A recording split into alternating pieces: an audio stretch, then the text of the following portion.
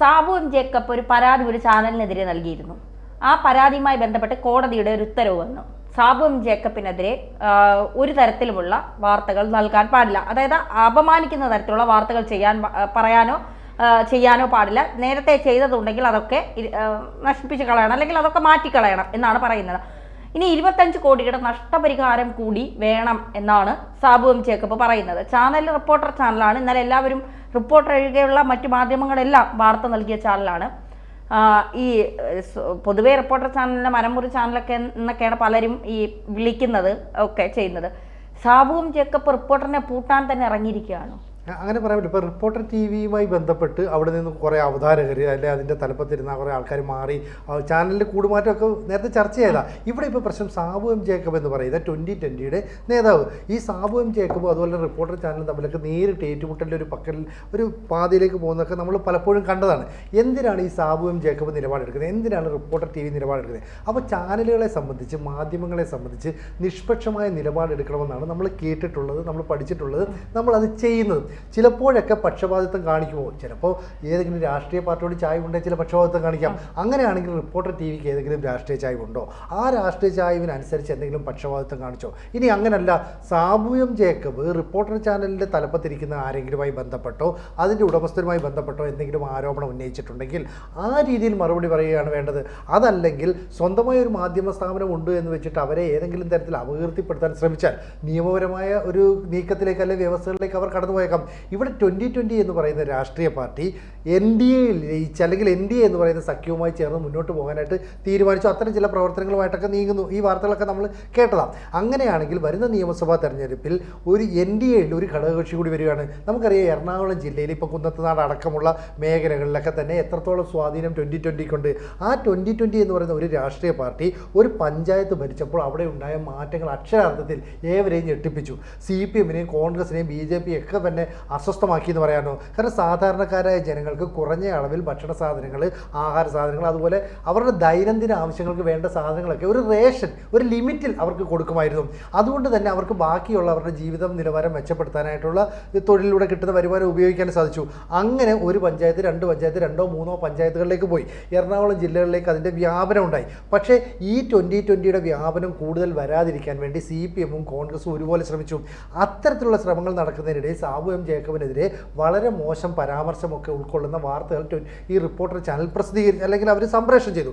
ഇതിൽ ഈ Sabu M ജേക്കബിൻ്റെ version പോലും ചോദിക്കാതെ നമ്മൾ വാർത്തകൾ കൊടുക്കുമ്പോൾ ആരെക്കുറിച്ചാണോ വാർത്ത കൊടുക്കുന്നത് അവരുടെ വേർഷൻ ചോദിക്കുന്ന ഒരു നിലപാട് പണ്ടുണ്ടായിരുന്നു. കാലം മാറിയതിനനുസരിച്ച് കടന്ന് ആക്രമിക്കുകയെന്നാണ് ചെയ്തത്. ഇവിടെ ഇപ്പോൾ സാബു എം ജേക്കബ് കോടതിയെ സമീപിച്ച് നേടിയ ഉത്തരവിൽ പറയുന്നത് തനിക്കെതിരെ ഇനി റിപ്പോർട്ടർ ടി വിയിൽ ഒരു പരാമർശം ഉണ്ടാകാൻ പാടില്ല, തനിക്കെതിരെ വാർത്ത വരാൻ പാടില്ല. അഥവാ വന്ന വാർത്തകൾ ഇപ്പോൾ സോഷ്യൽ മീഡിയയുടെ ഒക്കെ കാലമായതുകൊണ്ട് യൂട്യൂബിലൊക്കെ അപ്ലോഡ് ചെയ്യാം. അങ്ങനെ ഉണ്ടെങ്കിൽ അത് റിമൂവ് ചെയ്യണം. മാത്രമല്ല 25 കോടി രൂപ നഷ്ടപരിഹാരം നൽകണം. ശരിക്കും പറഞ്ഞാൽ ഒരു ചാനലിനെ സംബന്ധിച്ച് വലിയൊരു ആഘാതമാണ് സാബു എം ജേക്കബ് എന്ന് പറയുന്ന ഒരു ഒറ്റയാൻ നടത്തിയ പോരാട്ടത്തിലൂടെ ഉണ്ടായത്. അങ്ങനെയല്ലേ നമ്മൾ മനസ്സിലാക്കുന്നത്? തീർച്ചയായിട്ടും അങ്ങനെ തന്നെയാണ്. ഈ ചില വാർത്തകൾ കൊടുക്കുമ്പോൾ, ഇപ്പോൾ സിനിജി പറഞ്ഞതുപോലെ ചില വാർത്തകൾ കൊടുക്കുമ്പോൾ 2 ഭാഗവും കേൾക്കണം. ചാനലുകളെ സംബന്ധിച്ചിടത്തോളം അവർക്ക് 2 ഭാഗവും കേൾക്കാനുള്ള എല്ലാ പിന്നെ എന്താ പറയുക അതിനുള്ള ഫെസിലിറ്റീസ് എല്ലാം ഉണ്ട്. ഇവിടെ ഓൺലൈൻ മാധ്യമങ്ങളെപ്പോലെ അല്ലെങ്കിൽ മറ്റ് പിന്നെ മാധ്യമങ്ങളെപ്പോലെ അല്ല. ഇപ്പം മുൻനിരയിൽ നിൽക്കുന്ന ചാനലുകൾക്ക് അവർക്ക് ഇപ്പോൾ സാബു എം ജേക്കബിനെ ഇതിനെക്കുറിച്ചുള്ള മറുപടി എന്താണ്? ഇപ്പോൾ പിന്നെ ED റെയ്ഡ് വന്നതുകൊണ്ടാണ് NDAയിൽ ചേർന്നത് എന്നാണ് ഈ റിപ്പോർട്ടർ ചാനൽ ഇടയ്ക്ക് സാബു എം ജേക്കബിനെ കുറിച്ച് ചില പരാമർശങ്ങൾ നടത്തിയത്. അതാണ് അങ്ങനെയാണെന്നാണ് എൻ്റെ ഓർമ്മ. അതിനാണ് അദ്ദേഹം കൃത്യമായി മറുപടി പറഞ്ഞത്. ഞാൻ നേരത്തെ NDAയിൽ ചേരണം എന്ന് വിചാരിച്ച ആൾ തന്നെയാണ് എന്നൊക്കെ പറഞ്ഞുകൊണ്ടത്. ഇനി അങ്ങനെ അല്ലെങ്കിൽ പോലും അത് അദ്ദേഹത്തിൻ്റെ ഇഷ്ടമാണ്.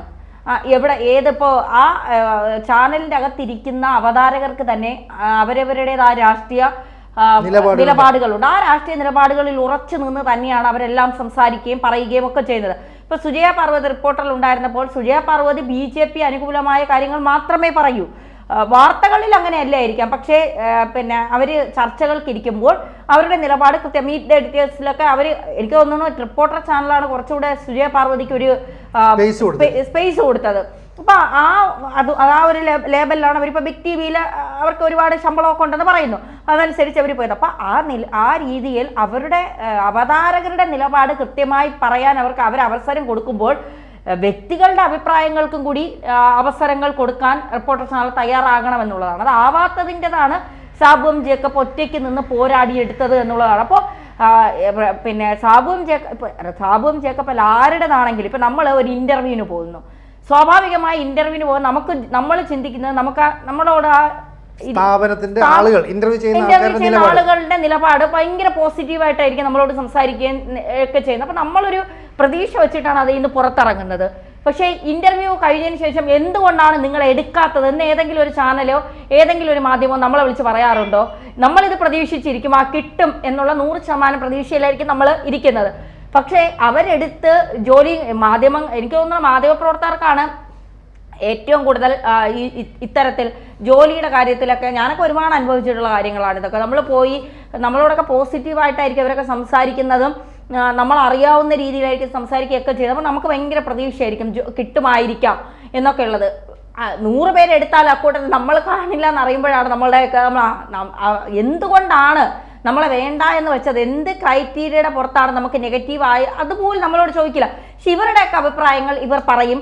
ഈ രാഹുൽ മാങ്കൂട്ടത്തിന്റെ വിഷയത്തിലും അങ്ങനെയാണ്. രാഹുൽ മാങ്കൂട്ടം ഒരു ചാനലിന് അഭിമുഖം കൊടുത്തപ്പോൾ ഇവർക്ക് വല്ലാത്ത പ്രശ്നമായി പോയി. രാഹുൽ എന്തിന് വാ തുറന്നു എന്നുള്ളതാണ് ഇവരൊക്കെ ചോദിച്ചത്. രാഹുലിന് വാ തുറക്കാനുള്ള അവകാശമോ അധികാരമോ ഇല്ല.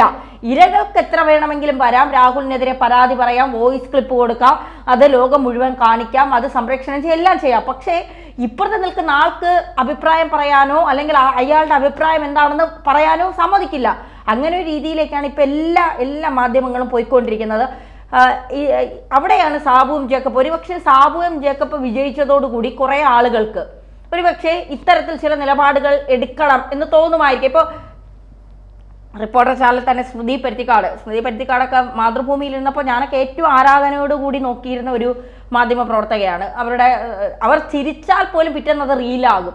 അവരൊരു ചർച്ചയിൽ ചിരിച്ചാൽ പോലും കാരണം അത്ര ഒരു കൃത്യമായി ആ സമയത്ത് അവരുടെ രാഷ്ട്രീയം എന്താണെന്ന് പോലും ആ സമയത്ത് അവർക്ക് രാഷ്ട്രീയം ഉണ്ടാവും. പക്ഷെ അവരുടെ ചർച്ചയിലൊക്കെ അവരത് പ്രതിഫലിപ്പിക്കുന്നത് നമുക്ക് മനസ്സിലാവാൻ ഞാൻ ബുദ്ധിയില്ലാത്തതോടെ മനസ്സിലാവാത്തതാണോ എന്ന് എനിക്കറിയില്ല, എനിക്ക് മനസ്സിലായിട്ടില്ല. പക്ഷേ കൃത്യമായ റിപ്പോർട്ടർ ചാനലിലേക്ക് എത്തിയതിന് ശേഷമാണ് ഇവരുടെയൊക്കെ രാഷ്ട്രീയം മനസ്സിലാവുന്നത്. അപ്പോൾ സാബു എം ജേക്കബ് ഇതുവരെ അവർക്ക് നല്ലതായിരുന്നു. NDA ചേർന്നപ്പോഴാണ് ഇവർക്ക് പ്രശ്നമായത് എന്നുള്ളതാണ് എനിക്ക് തോന്നുന്നത്. ശരിക്കും പറഞ്ഞാൽ NDA എന്ന് പറയുന്ന ഒരു സഖ്യം അല്ലെങ്കിൽ BJP, കേരളം BJPക്ക് വളക്കൂറുള്ള മണ്ണല്ല. ഇവിടെ BJP വരാൻ പാടില്ല, BJP വളരാൻ പാടില്ല. എത്രയോ കാലമായിട്ടുള്ള ഇവിടുത്തെ മാധ്യമങ്ങളുടെ അജണ്ടയായിരുന്നു. നമ്മൾ കണ്ടിട്ടുണ്ട് BJPയെ സംബന്ധിച്ചുള്ള വാർത്തകളൊന്നും കൊടുക്കില്ല.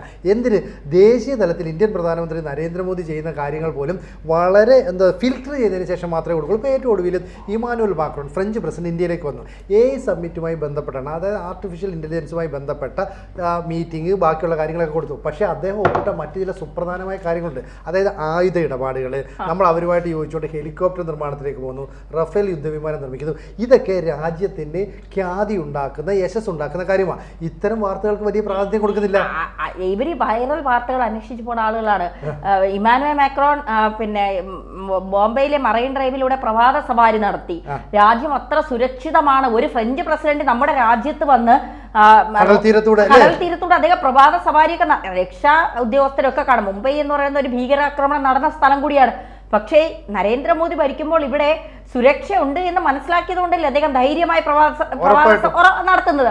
അതുപോലും ഇവിടെ പല ഓൺലൈൻ മാധ്യമങ്ങൾ അല്ലെങ്കിൽ സോഷ്യൽ മീഡിയയിൽ വരുമ്പോഴാണ് നമ്മൾ കാണുന്നത്. ഇതൊന്നും ചാനലുകളിൽ ആരും കാണിച്ചില്ലല്ലോ എന്ന് നമുക്ക് തോന്നും. കാരണം ഒന്ന് മിണ്ടിയാൽ ഒന്ന് തുമ്മിയാൽ പോലും അതെടുത്ത് വാർത്തയാക്കുന്ന പല മാധ്യമങ്ങളും ഇതൊന്നും കാണത്തില്ല. കാരണം കണ്ടാൽ നമ്മുടെ BJPയുടെ കയ്യിൽ കിട്ടിയപ്പോൾ രാജ്യത്തിന് ഇത്രയും സുരക്ഷയുണ്ട് എന്ന് ആളുകൾ മനസ്സിലാക്കിയാൽ അത് BJPക്ക് നേട്ടമാകുമോ എന്നുള്ള ഭയമാണ് പലർക്കും. അപ്പോൾ രാജ്യത്തിനുണ്ടാകുന്ന നേട്ടങ്ങൾ, രാജ്യം ലോകത്തിനെ വെല്ലുവിളിക്കുന്ന രീതിയിൽ വളരുന്നു, ഇതൊന്നും പറ്റില്ല. ദേശീയ തലത്തിൽ നമ്മൾ എപ്പോഴും താഴ്ന്നു നിൽക്കണം. ഇങ്ങനെ മനോഭാവമുള്ള ഒട്ടനവധി ആൾക്കാരുണ്ട്. ഒരു പക്ഷേ ഈ സാബു എം ജേക്കബിന്റെ നിലപാട് ഇപ്പോൾ NDAക്കൊപ്പം ചേർന്നുകൊണ്ടായിരിക്കാം ഈ ഇത്തരത്തിലുള്ള മാധ്യമങ്ങളുടെ ആക്രമണമൊക്കെ ഉണ്ടായത്. സാബു എം ജേക്കബിന് പോരാടാനുള്ള കപ്പാസിറ്റി ഉണ്ട്, അതിന് അദ്ദേഹത്തിന് സഹായിക്കാൻ നിയമവിദഗ്ധരുണ്ട്. അതുകൊണ്ട് തന്നെ ആവാം റിപ്പോർട്ടർ ചാനലിനെതിരെ ഇപ്പോൾ ഈ വിധി സമ്പാദിച്ചത്. അതുകൊണ്ട് ഇനി സംഭവിക്കാൻ പോകുന്നത് 25 കോടിയോളം രൂപയുടെ നഷ്ടപരിഹാരം ആവശ്യപ്പെട്ടു. അതിനോട് റിപ്പോർട്ടർ TVയുടെ പ്രതികരണം എന്തായിരിക്കും എന്നുള്ളത് വളരെ ഗൗരവമുള്ളൊരു കാര്യമായിരിക്കും. അതെ.